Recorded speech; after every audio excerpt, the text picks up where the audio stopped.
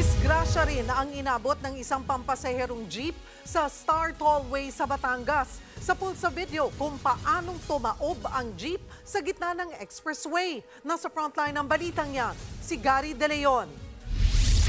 Sa kuha ng dashcam video, makikita ang biglang pag-usok ng gulong ng jeep na ito sa gitna ng highway sa Star Tollway southbound sa Malbar, Batangas. Kumabig pa kanan ng jeep bago tumaob. Dumausdos pa ito sa gitna ng kalsada at humambalang sa highway. Agad naman nakapreno ang mga sasakyan na nasa likuran ng jeep.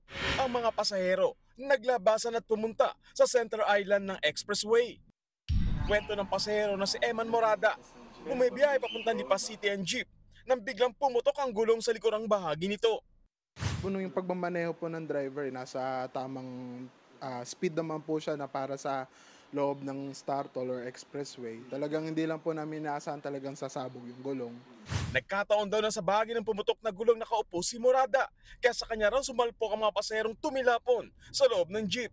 Parang naiisip ko agad, parang makaligtas ba ako dito. Pero buti na lang po pag tayo ko po paglabas dun sa jeep. Okay naman po, medyo masakit lang sa akin. Pananakit sa likod at katawan dahil sa mga pasaherong dumagan sa kanya ang iniinda ngayon ni Morada. Agad dinala sa ospital ang 18 pasahero ng jeep. 8 rito ang nagtamo ng minor injury habang ang 10 ay umuwi na lamang daw sa kanilang mga bahay na tila walang nangyari.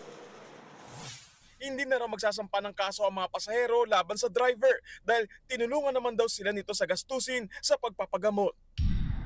Nagbabalita mula sa Frontline, Gary De Leon, News 5. Mga kapatid, Cheryl Cosim po, huwag maging huli at maging una sa lahat sa balitaan. Para sa tuloy-tuloy na talakayan sa Frontline, mag-follow at mag-subscribe sa social media pages ng News 5.